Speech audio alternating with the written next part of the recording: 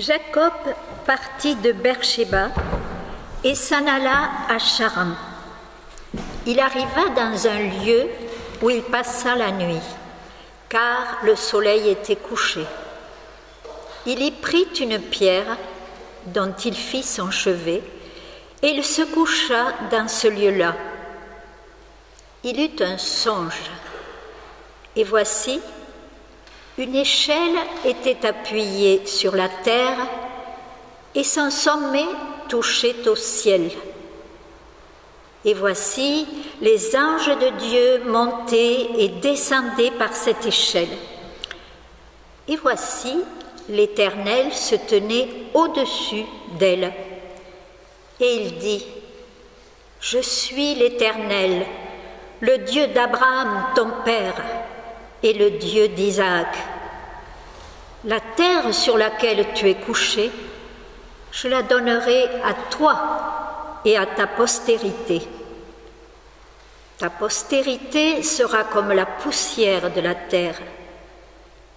Tu t'étendras à l'Occident et à l'Orient, au septentrion et au Midi, et toutes les familles de la terre seront bénies en toi et en ta postérité.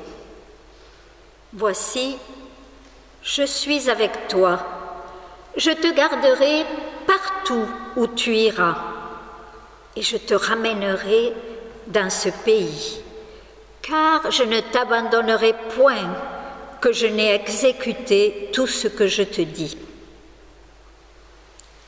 Jacob s'éveilla de son sommeil et il dit, « Certainement, l'Éternel est dans ce lieu, et moi je ne le savais pas. » Il eut peur et dit, « Que ce lieu est redoutable. C'est ici la maison de Dieu, c'est ici la porte des cieux. » Et Jacob se leva de bon matin.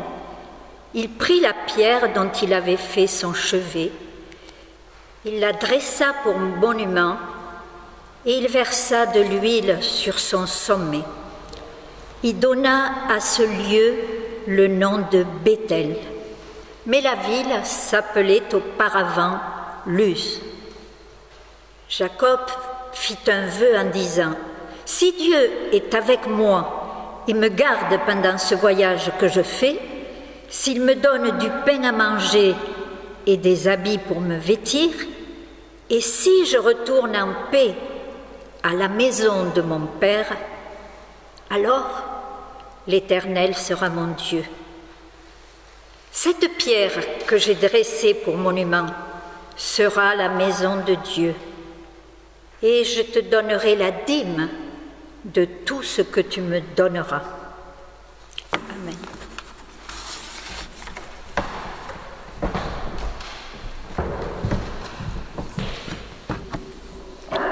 Prions. Père éternel, parle-nous aujourd'hui. Ces paroles, ce texte puisse nous réconforter et nous indiquer un chemin afin que nous vivions la vie de ton Fils Jésus-Christ. Amen. Nous avons devant nous un passage assez connu, l'échelle de Jacob. Donc si vous avez fait le catéchisme quand vous étiez petit, vous avez forcément entendu parler de l'échelle de Jacob. Ce passage montre Jacob dans sa vulnérabilité, fouillant son pays, mais il a reçu une révélation grandiose de la part de Dieu. Dieu qui se manifeste en tant que le Dieu de ses parents, de ses pères, Abraham et Isaac. Abraham, son grand-père, Isaac, son père. Et là, Dieu va assurer sa présence et sa protection. Il était un exilé, mais encore un héritier de Dieu. Ce récit illustre à la fois la fidélité divine et la réponse humaine, cette réponse de foi.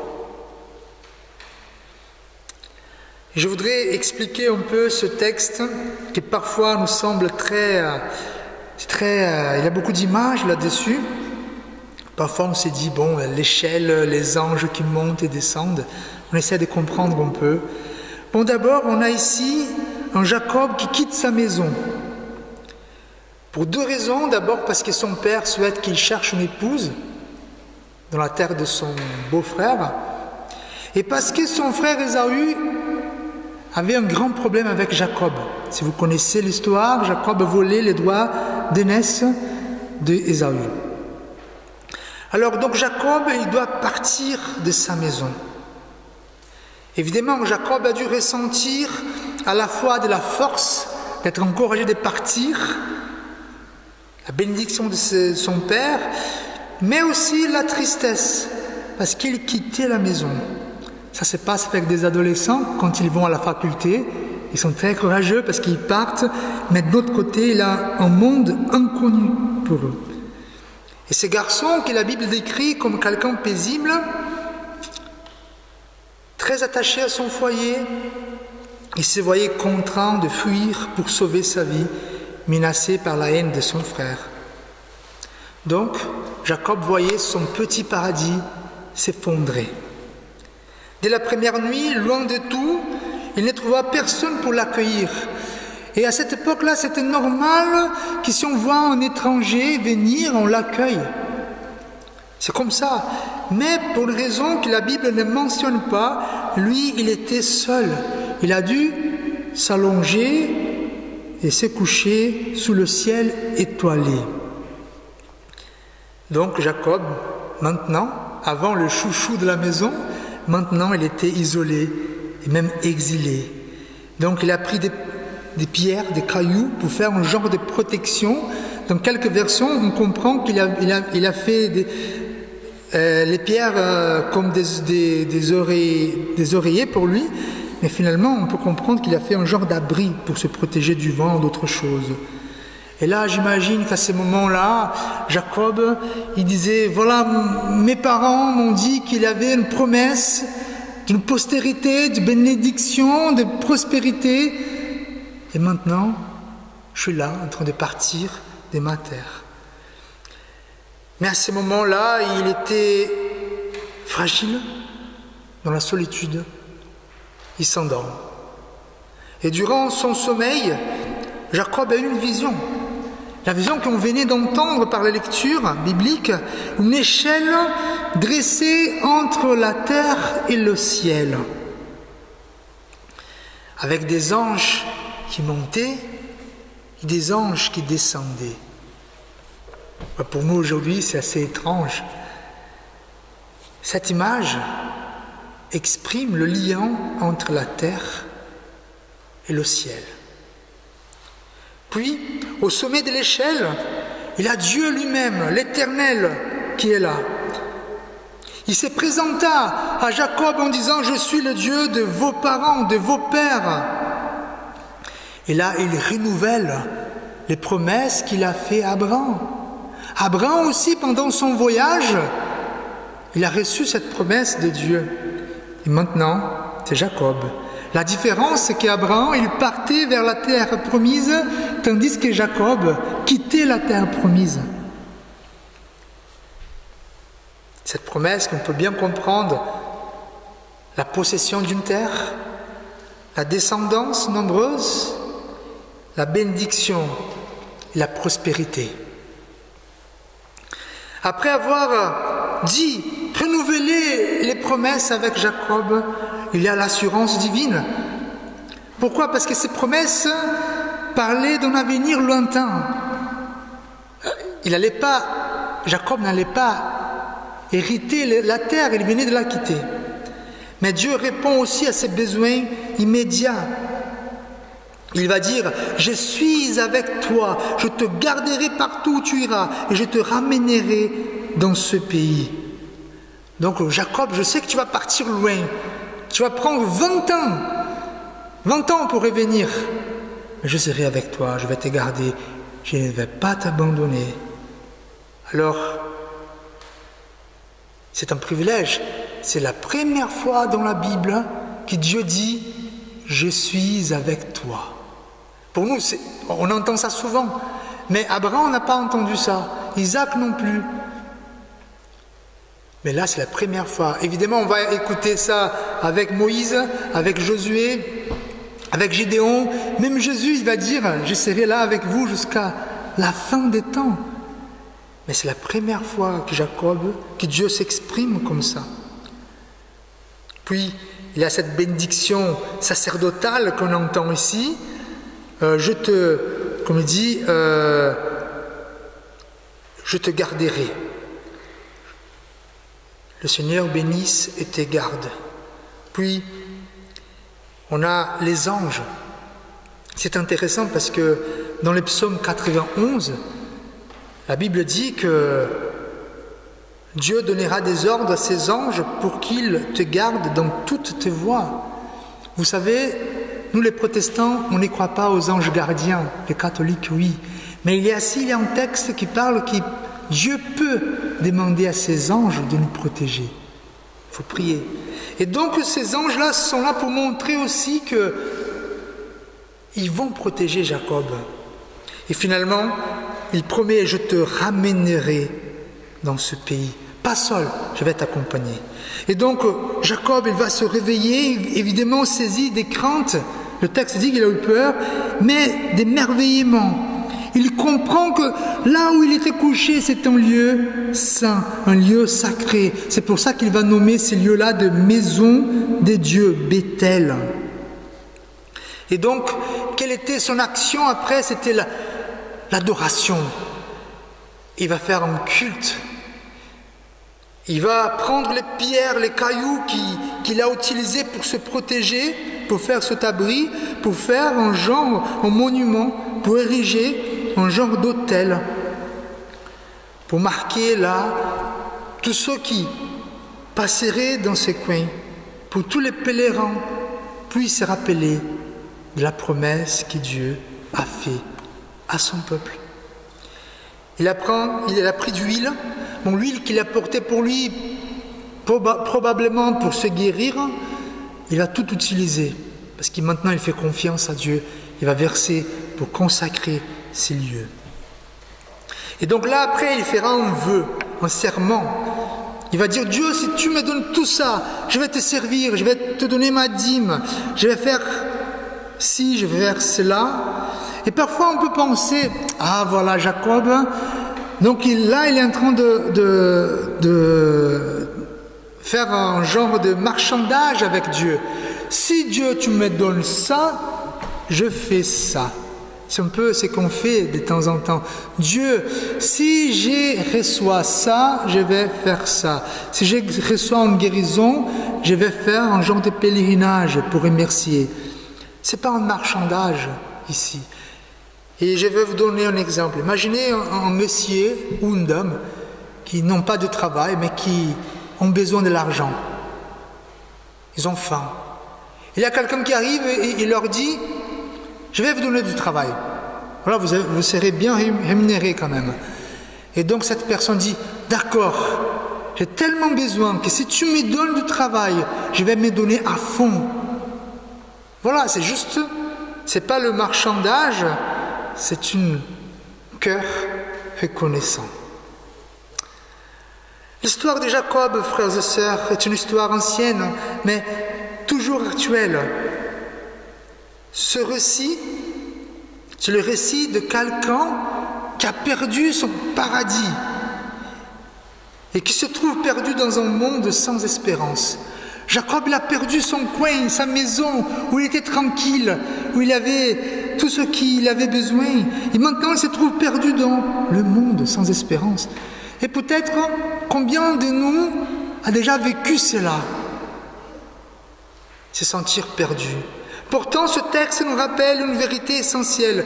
Nous ne pourrons jamais retrouver ou bâtir par nos propres mains nos paradis. Parfois, parce que nous avons vécu des bonnes choses, on essaie à tout prix à y revenir, à retrouver le bonheur. Mais le texte est très clair. Nous ne pouvons pas. Seul Jésus peut nous conduire vers le vrai paradis. Car lui, est l'unique chemin, la véritable vie et la paix. Aujourd'hui, notre société s'épuise dans la quête acharnée du paradis perdu. C'est une expression. La société multiplie les projets, les efforts en proposant des idées, des philosophies, des idéologies ou encore des technologies. Tout cela qui nous est présenté comme un chemin vers ce paradis. C'est quoi ce paradis? C'est un lieu où nous trouverons du bonheur, où nous trouverons de la paix, où nous serons bien. Mais, comme nous rappelle un philosophe qui s'appelle John Brown, il dit, depuis que l'homme, il a écrit un livre quand même, le livre s'appelle « À la recherche du paradis perdu ». Il va écrire, depuis que l'homme a une histoire, ça veut dire depuis tous les temps, il n'a cessé de travailler à substituer au jardin d'Éden, dont il gardait la nostalgie, un paradis terrestre que la science et la technique lui assuraient être à portée de ses mains. Frères et sœurs, ce qu'il est en train de dire ici, chacun de nous, hommes ou femmes, même enfants, adolescents, peu importe, on rêve d'un lieu de paix, de sécurité, de plénitude, où tout serait enfin à sa place. Si je vous demande maintenant, pensez à un lieu où vous trouverez votre paradis, je pense que vous aurez une réponse. Adam, Jacob et nous tous partageons la même expérience. D'une manière ou d'autre, nous avons goûté parfois physiquement parce que nous avons vécu des belles choses, surtout quand on parle de notre enfance. Parfois seulement des choses que nous avons dans notre imagination. Par exemple, moi, si un jour je pars habiter, je ne sais pas, la plage, en Corse, ça va être le paradis. Alors, nous avons tous cette idée d'un paradis que nous aimerions demeurer. Et parfois, nous sommes convaincus que ce paradis est à notre portée. Nous nous épuisons à les construire par nos propres forces. Nous croyons qu'avec un peu plus de richesse, un peu plus de confort, un peu plus de pouvoir, d'intelligence, de réussite, nous finirons pour y arriver. Et ça se voit. Ah ouais, il faut que je travaille parce que j'aurai de l'argent, parce qu'avec de l'argent, je vais acheter telle chose, tel voyage, je vais m'assurer telle chose. Mais c'est une grave illusion. Ce paradis fabriqué par l'homme est une chimère, un mensonge séduisant qui alimente nos convoitises et nos luttes et qui finit par détruire non seulement nos vies personnelles, mais aussi la société entière. Et de plus en plus de temps passe, nous réalisons que ces lieux restent inaccessibles, hors de notre portée. Et je peux vous donner des exemples. Il y a des idéologues, ceux qui travaillent avec des idées, qui nous ont proposé des choses comme le nazisme. Voilà, quand notre pays sera comme ça, on enlève tout ce qui nous dérange, on fait ci, on fait cela, on aura le paradis. Même le communisme, qui a voulu vivre ce temps de bonheur où tout le monde avait la même chose, aurait la même chose. Et même, frères et sœurs, si on parle de la Révolution française, que Descartes s'est battu pour la fraternité, unité, égalité, et finalement, quelques jours après, il avait le règne de la terreur. Donc, tout cela, tous ces paradis perdus qu'on essaye de rattraper, c'est une fausse illusion. C'est une illusion. Cette quête, et là la Bible nous donne une réponse théologique, cette quête-là, cette quête du paradis, n'est en réalité rien d'autre qu'une nostalgie du paradis dans lequel l'homme a été créé à l'origine. Qu'est-ce que ça veut dire? Ça veut dire, frères et sœurs, que nous tous, c'est la vision biblique, d'accord? Nous tous, nous avons ce désir d'être dans un paradis. Pourquoi? Parce que l'homme a été créé avec le désir d'un paradis, du paradis des dieux. Et le fait que nous n'habitons pas là-bas, nous avons toujours cette quête pour chercher ce paradis. Et nous voulons créer des paradis pour nous aujourd'hui. Pour Jacob, c'était sa maison. Mais au lieu de reconnaître ce paradis comme un don de Dieu, nous cherchons à le reconstruire par nous-mêmes.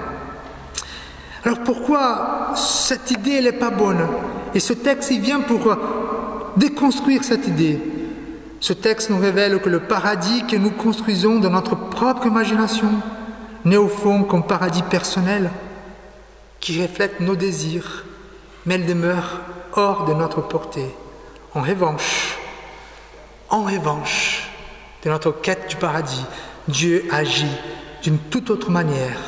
Du ciel, il descend vers la terre pour accomplir ses promesses, pour nous conduire, non pas vers un paradis illusoire, mais vers le sien, un paradis réel, conçu par lui, pleinement accessible et réalisable. Je vais vous raconter quelque chose de personnel. Moi, Fabio, je demande souvent à Dieu, quel est mon avenir? Je prie. En tant qu'étranger, brésilien, je ne sais pas si je reviens au Brésil, si je reste en France, j'ai 4 enfants en France. Je pose la question, Dieu, où je vais finir? Pourquoi? Parce que si je le sais, je vais essayer de construire mon petit paradis. Mais Dieu, il ne me répond jamais. Et moi, je suis content parce que pour moi, c'est un cadeau. C'est un cadeau parce que Dieu, quand il ne me dit pas, il est en train de prendre soin de moi par son amour. Il ne me laisse pas créer des illusions sur mon paradis, mais il me fait faire confiance en lui. Et donc, je vous pose une question, toute personnelle. Quel est ton paradis? C'est lui que tu crois être la source de ta joie, de ta raison d'exister. Ça peut être une famille, la retraite entourée de petits-enfants, d'enfants, une belle maison, une voiture, que mon équipe de foot soit championne, des amis fidèles, des choses qui sont honorables, on est d'accord, mais tout cela reste éphémère. Là, je vous pose une autre question par rapport au paradis que vous avez créé. Où en êtes-vous par rapport à ce paradis? Peut-être, vous croyez que vous y êtes déjà. Ah, mon rêve, mon paradis était avoir une maison. J'ai acheté ma maison, voilà, je suis dans mon paradis.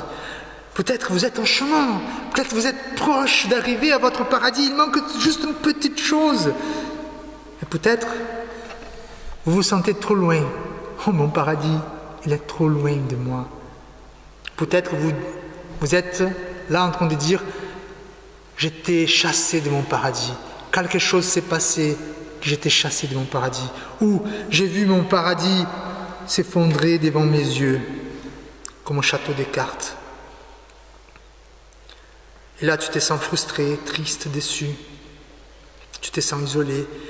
Mais n'ayez pas peur. Le texte dit que Dieu nous voit. Dieu nous voit. La promesse qu'il a faite à Jacob est aussi pour nous, pour vous aujourd'hui.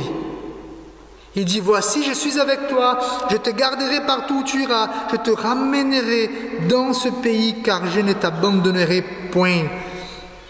La différence, frères et sœurs, c'est que cette promesse, pour Jacob, elle devait s'accomplir. Mais pour nous, elle est déjà accomplie en Jésus-Christ. Lui, attention, lui est le seul paradis. Il est notre protection, la présence de Dieu au milieu de nous.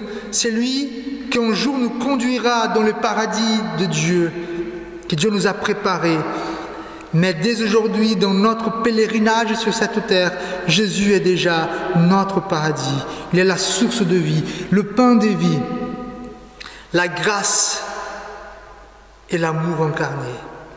Nous n'avons plus une échelle, nous avons une route que Jésus a établie par son sang. Et par sa mort, il veut nous sauver, il veut devenir pour nous un jardin, un oasis, un paradis. qu'auparavant nous avons perdu. Nous ne pouvons pas construire des paradis avec notre propre main. Nous ne pouvons pas les maintenir. Mais nous pouvons plier nos genoux et prier notre Dieu. Je vous donne un exemple. Peut-être que vous connaissez Saint Augustin. Saint Augustin, c'était un saint qui est apprécié par les catholiques comme pour les protestants. Quelqu'un qui a essayé de bâtir un paradis autour des plaisirs quand il était jeune. Il a une concubine, elle a eu un enfant, il voulait le plaisir, il n'a pas trouvé le plaisir. Donc c'était quelqu'un très intelligent qui allait vers les philosophies, bien capable de discuter. Non, il n'a pas non plus trouvé son paradis dans l'intellectualité. C'est finalement qu'un jour, il est à la fenêtre de sa maison, il écoute une parole qui dit « prends » et il lit. Il regarde une Bible. Et donc il ouvre sa Bible, il trouve Romains 13, 14 qui dit « Revêtez-vous du Seigneur Jésus-Christ ». Cela est une révélation. Alors nous avons ici cet exemple. Dieu qui voyait Saint Augustin, qui cherchait ce paradis. Et donc, frères et sœurs, je veux conclure. Je reviens avec 3 questions. Quel est ton paradis? Quel est ton paradis? Essayez de trouver, parce que vous en avez un, c'est certain. Que fais-tu pour y arriver? Et comment tu te sens par rapport à ton paradis? Alors Jésus t'invite aujourd'hui à un choix difficile, mais libérateur. Quelle est la proposition de Jésus? Dépose à ses pieds ton petit paradis. C'est lui que tu essayes d'atteindre ou de protéger à tout prix. Confie-lui. Car vouloir bâtir ton propre paradis n'apporte que fatigue, inquiétude et déception. Mais si tu abandonnes ce fardeau, tu découvriras une paix nouvelle. Jésus lui-même deviendra votre paradis. Il sera ton repos au milieu des luttes, ta sécurité dans les incertitudes, ton refuge quand tout s'écroule. Lui seul peut combler ton cœur et t'emmener vers le paradis éternel que Dieu a préparé pour nous. Et je finis avec ce texte biblique, Matthieu 11, 28. Ça, c'est la parole de Dieu. Venez à moi, vous tous qui êtes fatigués et chargés, et je vous donnerai du repos.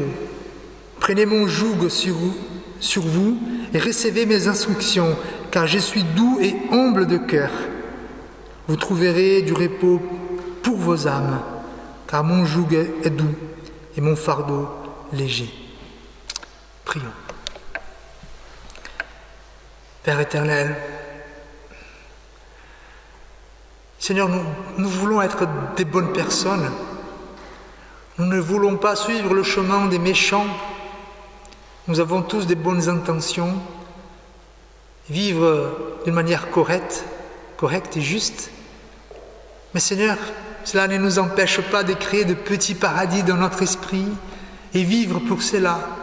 Tandis que toi, le vrai paradis, est là, disponible pour nous. Seigneur, aide-nous, non pas par notre force, mais par la grâce.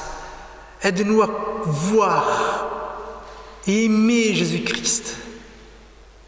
Mettre tous nos rêves, tous nos plans, tous nos paradis au pied de la croix, au pied de Jésus, et que nous puissions confier à lui, afin que nous puissions trouver du plaisir, de la paix, du shalom en Jésus-Christ. Comme dit ta parole, cherchez d'abord le royaume de Dieu, et toute autre chose vous seront données en plus. Amen. Donc voilà, c'est juste pour que vous soyez informés par rapport au calendrier des événements.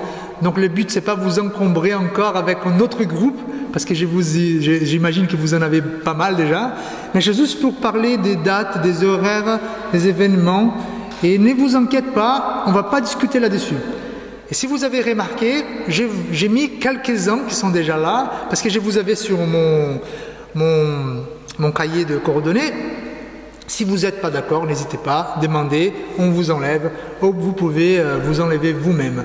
Et si vous n'y êtes pas, n'hésitez pas à me demander, je vais vous inclure, c'est facile. Voilà. Voilà, donc voilà, c'est une information que nous avons envoyée hier. Donc le 21 septembre, c'est les cultes, les heures aujourd'hui. Et la semaine prochaine, Rio Bâche, 9h30, et au Mas d'Asile, 11h. Bon, l'étude biblique, vous allez constater qu'il y a un petit changement. On fait maintenant jeudi, 14h30, les mêmes heures, mais on a changé les jours, c'est jeudi. Nous sommes en train d'étudier les livres de la Bible. Réunion des prières, nous l'avons aussi jeudi 17h chez Simone. Voilà. La semaine prochaine, c'est pour les enfants, je vous demande de prier. On a le catéchisme, donc c'est à 14h30 à 16h au presbytère, c'est à partir de 10 ans. Donc si vous connaissez des enfants qui souhaitent faire du catéchisme, n'hésitez pas à leur parler et leur donner mon numéro pour qu'on puisse discuter. Et nous avons un nouveau projet, c'est un groupe de croissance. On va avoir ces groupes-là pour parler de la Bible, mais c'est plutôt la découverte des questions. Comme beaucoup parmi vous ont eu du catéchisme, donc vous connaissez. Il y a d'autres qui sont en train de connaître. Ça sera l'occasion pour nous. Ça sera le samedi de 13h à 14h. C'est une heure de discussion. Donc je vais vous envoyer ça, il y a les dates et les horaires. C'est pour les adultes? Aussi pour les adultes, pardon, pour les adultes. Voilà, pardon, c'est les adultes. Voilà. Donc les enfants, ils auront le catéchisme, mais ça c'est un groupe de croissance. C'est pas une étude biblique, on va étudier les détails, c'est plutôt, on va discuter les textes, on va poser des questions. Et là, les discussions vont nous mener dans ce que nous allons apprendre. Voilà. Là, j'ai mis, c'est pas possible de voir, c'est le calendrier du catéchisme. Voilà.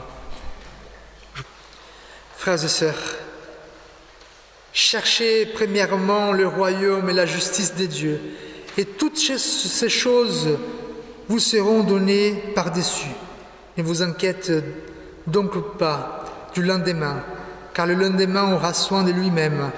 À chaque jour suffit sa peine.